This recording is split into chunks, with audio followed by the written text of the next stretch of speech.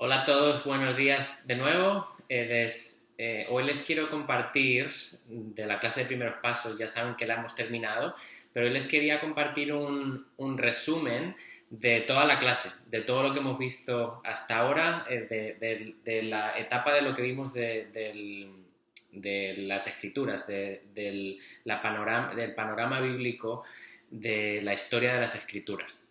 Y quiero que hagamos un resumen rápido de todo, no solamente para que lo escuchen, sino para que lo practiquen en su casa, para que me escuchen a mí decirlo y para que otra vez lo interioricen y se lo aprendan y puedan también todos ustedes saber explicar la narrativa de la Biblia desde Génesis hasta Apocalipsis. Eso es lo que queremos intentar con esta clase de primeros pasos y de la historia de las escrituras, para que sepan otra vez conectar los puntos y ver una perspectiva de toda la Biblia para ver qué nos está diciendo Dios en su palabra. Si se acuerdan, empezamos con el libro de Génesis, empezamos hablando de que Dios es un Dios creador, hablamos de que el Pentateuco estaba escrito por Moisés y dijimos que Moisés estaba en Egipto.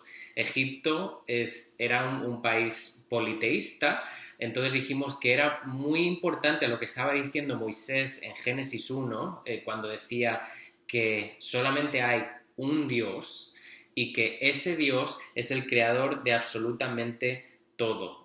Dios crea el mundo, Dios crea al hombre, los crea varón y mujer, y dice que todo es perfecto. Hablábamos de esta imagen de shalom, de esta imagen de paz, de perfección que vemos en Génesis 1 y en Génesis 2. Pero luego llegábamos a Génesis 3 y veíamos cómo entraba el pecado. Vimos ahí a la serpiente y vemos cómo hay mentira, cómo hay engaño, cómo hay desobediencia, y la narrativa de la Biblia cambia por completo. De esa imagen de Shalom de Génesis 1 y Génesis 2 a la imagen del pecado en Génesis 3 hay un cambio por completo. La serpiente habla, va en contra del Dios creador, les miente, les engaña a Adán y Eva, al hombre y a la mujer, y sabemos que hay un problema, que las cosas se van a poner totalmente feas y que se va a descontrolar todo por culpa del pecado. Vemos cómo el pecado entra al mundo y el pecado infecta absolutamente todo. Y decíamos que donde hay pecado, hay muerte. Llegamos a Génesis 4 y ¿qué veíamos en Génesis 4? Caín y Abel. Vemos las consecuencias del pecado. Donde hay pecado, hay muerte. Vemos la primera muerte humana como Caín asesina a su hermano Abel. Génesis 5 teníamos la genealogía de Adán y ahí veíamos como había un montón de nombres y después de cada nombre ponía y murió, y murió, y murió, y murió. Otra vez, consecuencias del pecado que empieza en Génesis 3. En Génesis 6 a Génesis 9 vemos la historia de Noé. La tierra estaba ya llena de pecado y Dios decidió darle al botón de resetear la tierra, por así decir, y vemos cómo Noé y su familia, cómo Noé halló gracia, halló favor a los ojos de Dios y fueron salvados. Génesis 10 tenemos la genealogía de Noé y al igual que la genealogía de Adán, vemos otra vez los frutos del pecado, la muerte, la muerte, la muerte de la gente, cómo se siguen muriendo. En Génesis 11 tenemos la Torre de Babel. ¿Para qué estaba construyendo la gente esta Torre de Babel? La estaban construyendo nos dice la palabra, para hacerse un nombre para sí mismos, para hacerse famosos ellos mismos. ¿Qué les había dicho Dios a Adán y a Eva? Que se multiplicaran, que se esparcieran. ¿Y qué estaban haciendo esta gente? Estaban intentando hacerse famosos ellos mismos, y no solamente eso, sino no esparcirse y multiplicarse, sino quedarse todos juntos ahí y construir la torre. Totalmente lo contrario que les había mandado a Adán y a Eva. En Génesis 12 empezamos a ver que donde hay un problema del pecado, hay una solución. La solución dijimos que es el Dios de pactos. Vemos cómo Dios llama a este hombre llamado Abraham ¿cómo lo llama? A dejar su tierra, a dejar su familia, a ir a una tierra que Dios le va a mostrar. Y vemos cómo a través de Abraham y a través de su linaje, Dios dice que va a dar un pueblo, una nación, y que traerá una bendición mundial a través de él y su descendencia. Vimos cómo este pacto, el pacto con Abraham, es un pacto incondicional. ¿Qué quiere decir incondicional? Que no tiene condición ninguna, que Dios le promete algo a Abraham, a su descendencia, y que así lo va a cumplir. Abraham no tiene que hacer nada, por así decir. Esto viene de parte de Dios. Génesis 12 a Génesis 36 vimos los descendientes de Abraham cómo se establecen en la tierra de Gosén. De Génesis 37 a Génesis 50 vimos la historia de José, como lo que sus hermanos le hacen para mal, Dios lo cambia todo para bien. Vimos cómo José llegó a estar a cargo de un alto cargo, un cargo importante en Egipto, y vemos cómo el pueblo de Abraham, como su linaje, ahora se encuentra en Egipto. Y entonces llegamos al libro de Éxodo. En el libro de Éxodo vemos cómo el pueblo de Abraham, que ahora estaba en Egipto, termina siendo esclavos de los egipcios. Y Dios llama a Moisés para ser el líder del pueblo de los judíos, para liberar a su pueblo de Egipto. A través de una serie de milagros, de las plagas, vemos cómo los judíos, los israelitas, son liberados de Egipto. Y ya les digo, con Moisés al cargo, al mando. ¿Y a dónde se están yendo los israelitas? A la tierra prometida. ¿Prometida a dónde? Génesis 12. Abraham, el pacto con Abraham incondicional. Éxodo, Levítico, Número, Deuteronomio, todos esos libros vamos a ver cómo están bajo el liderazgo. Israel está bajo el liderazgo de Moisés. En esos libros vamos a ver cómo Dios le da la ley a su pueblo. Ya tenemos el pueblo, pero el pueblo no tiene una ley. Entonces ahora vamos a ver cómo Dios le da la ley a su pueblo. Y vamos a ver cómo va a haber un pacto condicional, si se acuerdan, que era el pacto de Moisés. Va a haber consecuencias positivas o bendiciones si obedecen ese pacto, o va a haber maldiciones o consecuencias negativas si desobedecen el pacto. Ese era el pacto condicional que se hace con Moisés.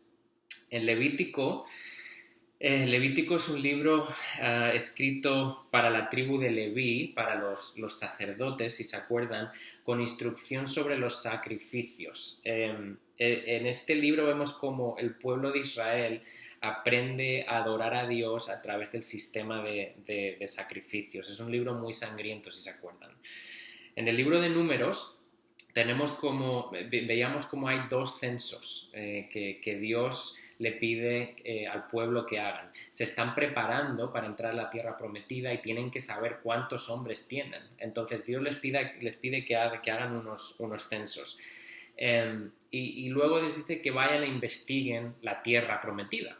Hay 12 personas o 12 espías, como los llama la palabra, que van a investigar la tierra prometida, a ver quién hay allí. Y de esos 12, vimos como solamente 2, al regresar, al volver, como solamente 2 dijeron, vamos a por la tierra prometida.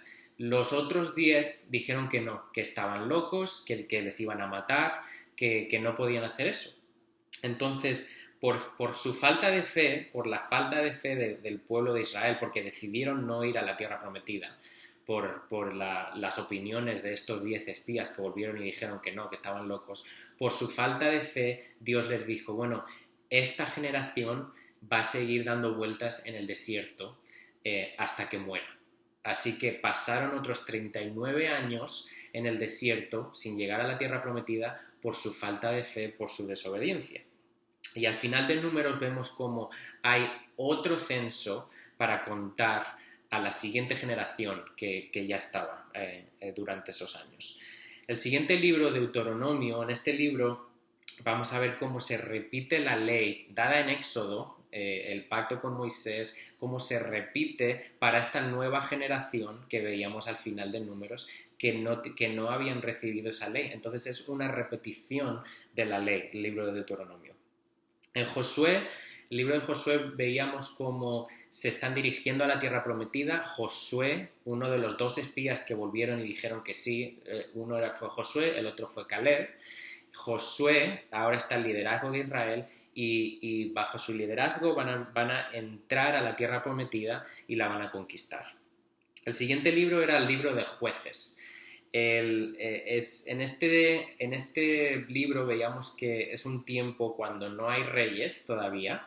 Israel no está siendo fiel al pacto que habían hecho con Dios, el pacto condicional que habían hecho con Dios en Éxodo, no están siendo fieles a ese pacto. Y en Deuteronomio 28 veíamos otra vez las consecuencias por su buen comportamiento, por ser fieles al pacto, o las consecuencias, las maldiciones por ser desobedientes e infieles a ese pacto. Aquí vamos a ver cómo esas maldiciones, esas consecuencias negativas las vamos a ver en el libro de Jueces, y porque Israel sigue siendo infiel y sigue pecando.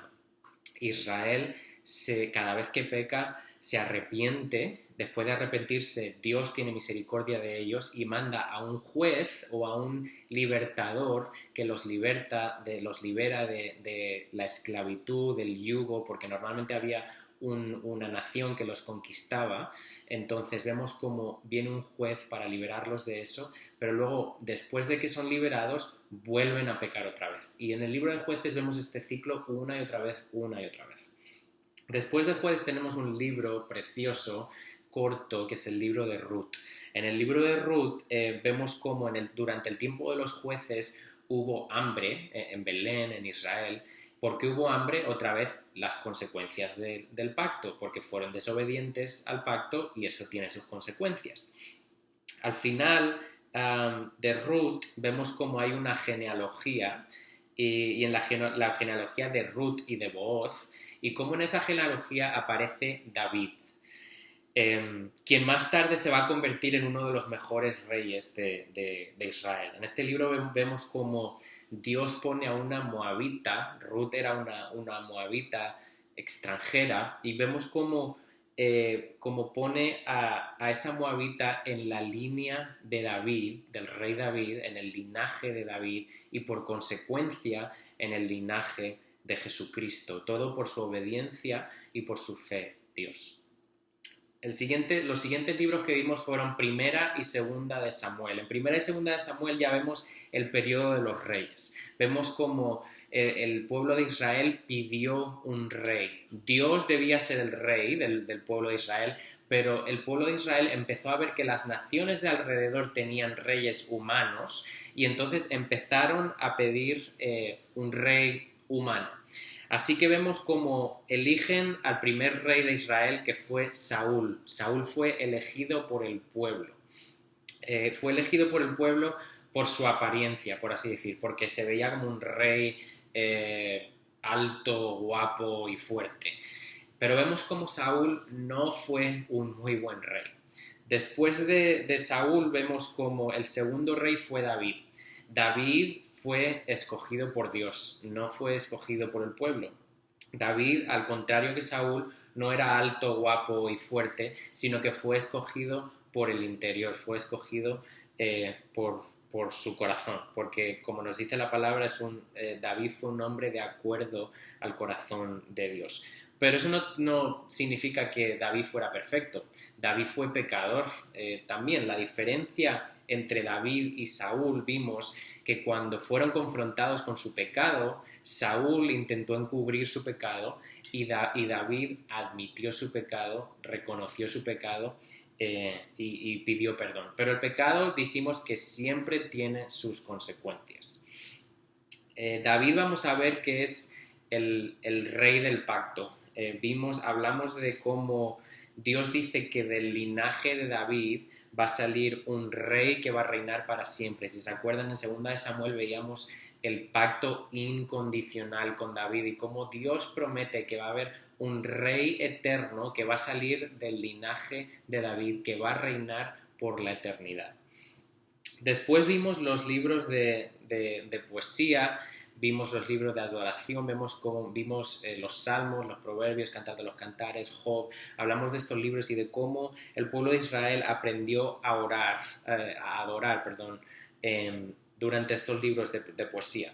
Vimos cómo Salomón escribió libros de sabiduría como Eclesiastés, como Proverbios. Vimos cómo Salomón es el tercer rey después de David, es el hijo de David, fue el tercer rey, como fue uno de los hombres más sabios en cuanto se refiere a gobernar el pueblo, porque Salomón también fue muy pecador, pero fue uno de los hombres más sabios en cuanto al gobierno de su reino. Vemos cómo Salomón se muere al final y cómo el reino que estaba unido se termina dividiendo. Hablamos de que hay como una especie de guerra civil y el reino se divide en el norte, que es Israel, y el sur, que es Judá. En Primera y Segunda de Reyes son los siguientes libros que vimos. Vimos cómo había reyes en el norte y reyes en el sur, reyes en Israel, reyes en Judá.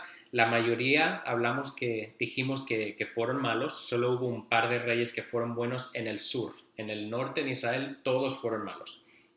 Al final vemos como el reino del norte de Israel desaparece, vemos como Asiria conquista el reino de Israel. ¿Por qué? Otra vez, Deuteronomio 28, las consecuencias del pacto. Estaban siendo infieles al pacto y eso tiene consecuencias. Así que viene Asiria y los conquista. El sur, Judá, va a durar unos pocos años más porque fueron un poco más fieles al pacto, no mucho, pero un poco, así que duraron unos años más, pero luego vemos como Babilonia viene y conquista a Judá, al reino del sur, y se los lleva también cautivos a Babilonia. Vemos que durante todo este tiempo hay unas personas que son los profetas, tanto en el norte como en el sur. La mayoría de las cosas que dicen los profetas, dijimos que era arrepiéntanse. Los profetas estaban ahí para decirle al pueblo de Israel y al pueblo de Judá que se arrepintieran de su pecado, que se arrepintieran de su infidelidad a ese pacto que habían hecho con Dios que no estaban cumpliendo. Lo decían porque los profetas eran portavoces de Dios y porque otra vez el pueblo no estaba siendo fiel a ese pacto. Pero los profetas no solamente hablaban de juicio y de destrucción, sino que también hablaban de amor. Los profetas siempre recordaban al pueblo que Dios es misericordioso y que, y que Dios ha hecho unas promesas que siempre va a cumplir. Vemos cómo Dios tiene una solución, vemos cómo Dios es un Dios de pactos y vemos cómo Dios es fiel y siempre va a cumplir su palabra. Vemos cómo ha dicho que hay un rey que va a gobernar por la eternidad, que va a ser del linaje de David, que va a arreglar este problema del pecado, este problema de el sistema de sacrificios que veíamos en Levítico, que es temporal, que no sirve en realidad. Tenían que sacrificar animales cada vez que pecaban. No es una solución permanente, no es una solución eterna para el pecado. Y vemos como Dios promete que este rey eterno del linaje de David va a solucionar este problema del pecado para siempre. Veíamos en Jeremías como estos profetas también nos adelantan, nos profetizan sobre este nuevo pacto que va a venir a través de este rey, este nuevo pacto que va a ser mucho mejor,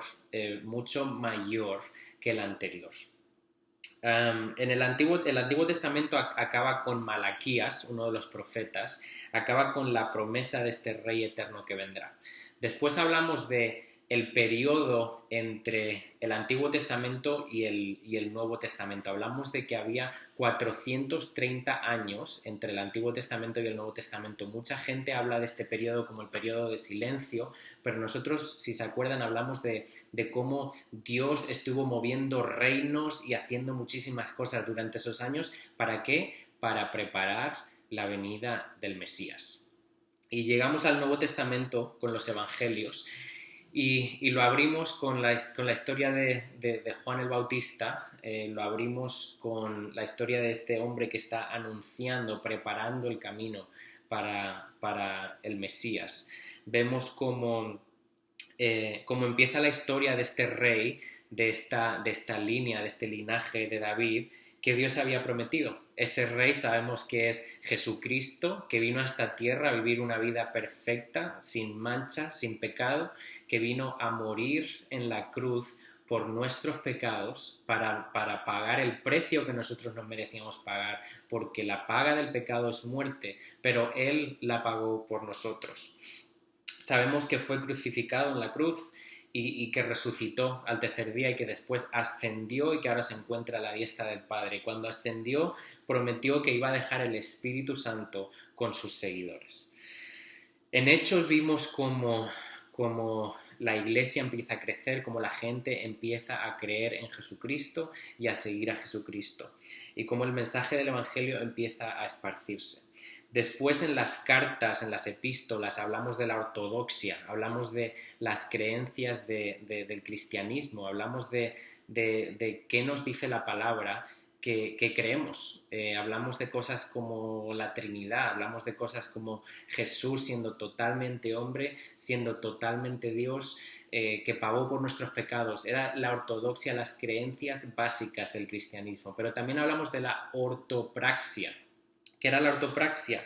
La ortopraxia era cómo vivimos lo que creemos. La ortodoxia es lo que creemos, la ortopraxia es cómo lo ponemos en práctica, cómo todo eso que creemos tiene que cambiar nuestro comportamiento, tiene que cambiar nuestra forma de vivir y nuestro día a día.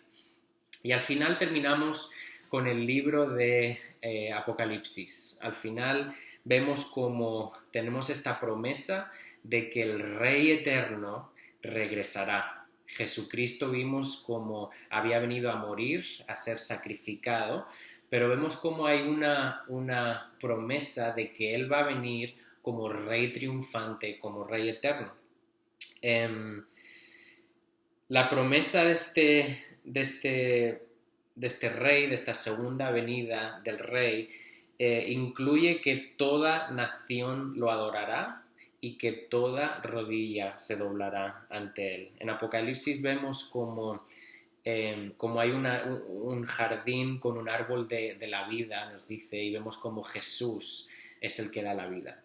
La palabra, las escrituras, empiezan en Génesis, en un jardín donde hay un árbol y donde vemos cómo empieza el problema del pecado, porque hay engaño y hay desobediencia a Dios, y cómo eso cambia absolutamente todo y está afectándonos hasta el día de hoy.